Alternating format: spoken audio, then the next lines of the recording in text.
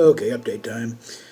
After a very pleasant few days in Motel 6 again, they're going to put our name on that particular room after a while. It's not going to be just their handing, it'll be the little page suite after a while.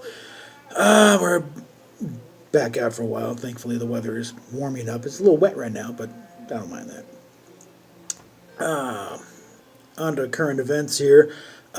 Sticks, Hex, and Hammer 666 has put a little call that YouTube is about to enter very dangerous territory with the way they're doing, either through malice or just plain incompetence. I'm leaning towards incompetence based on previous behavior.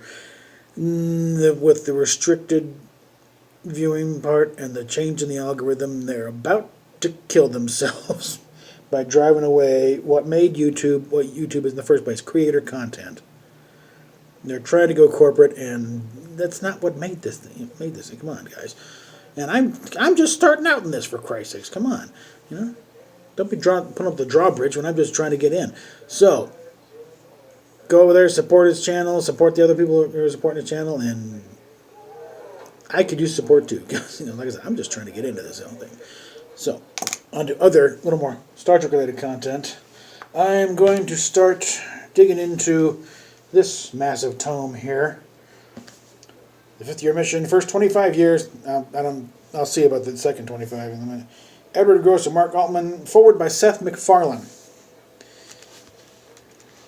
And I wanted to dig into the forward that Seth wrote. Wish I had his voice for this, but yeah. They said, talking about, playing Ensign Rivers. And he's one of them, not the biggest part, but what he's most proud of, because it allowed him to become a part of Star Trek. It's a franchise that has literally changed the world. He said, no, I am not exaggerating. When Star Trek creator Gene Roddenberry sold that legendary pilot so many years ago, he was, of course, doing what lots of television writers do. He was creating a series in the hope of a steady paycheck. But that wasn't all he was doing. Because Gene was also a man of passion. He was angry about the suffering and injustice he saw in the world around him, and like other great television writers such as Rod Serling and Norman Lear, Gene saw the medium as a powerful tool to comment on those injustices. To him, television was more than just a way to tell stories. He saw it as a platform to address things like politics, bigotry, religion, and sex.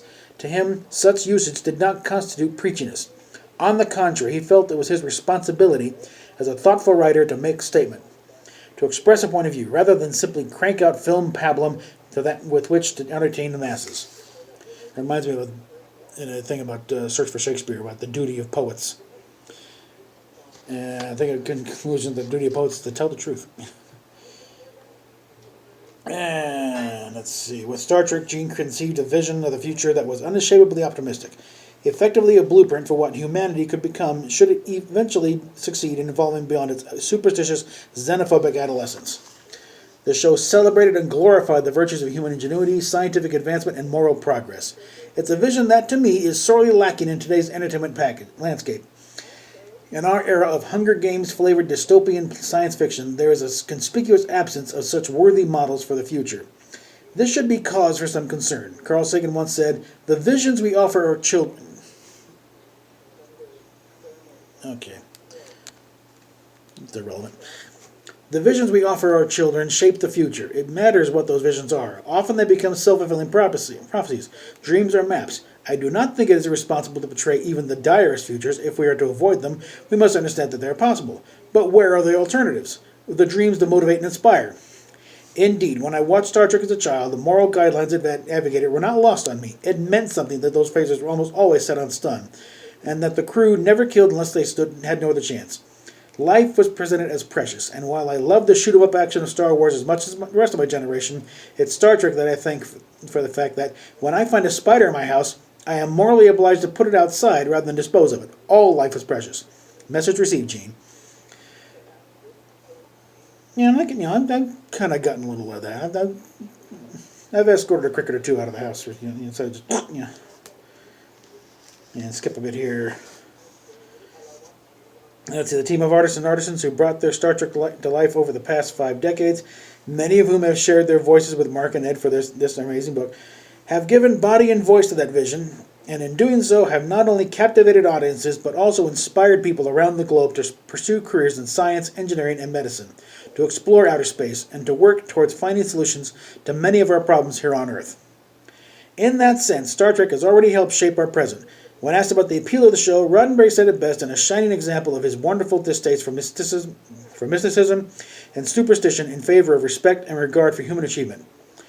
Star Trek speaks to some basic human needs, that there is a tomorrow, that it's all going to be over with a big flash and a bomb, that the human race is improving, that we have things to be proud of as humans. No, ancient astronauts did not build the pyramids. Human beings built them because they're clever and they work hard. Unfortunately, I think we still have a long ways to go, since there are still plenty of folks who think aliens built the pyramids, and one of them is Barack Obama. Look it up. People really believe that. But we're moving in the right direction. In this book, Mark and Ed tell the fascinating story of that rare Hollywood product that actually means something to mankind. And though it can sometimes be difficult to maintain hope for our prospects as a species, I'm optimistic that by the 23rd century, things will be better than they are now. Maybe that's because Star Trek has inspired me so much in my work and my life. Or maybe it's because I'm already living there. Remember, I'm Ensign Rivers. Yeah, that's Seth MacFarlane. I skipped a couple of paragraphs, but for time's sake. But, yeah, that is going to be a fun book. And I'm also hoping to pull a string or two to get some inside details of Discovery, and maybe I'm going to say right now I will not be able to share any of those details, but I can at least hopefully assuage some fears of myself and others that whether this really is going to be a train wreck or there is a path out of this particular minefield or lane. And with that, again, PayPal, Patreon, Cafe Press down below, and get on this bandwagon that Sticks, Axe, and Hammer is getting going here, because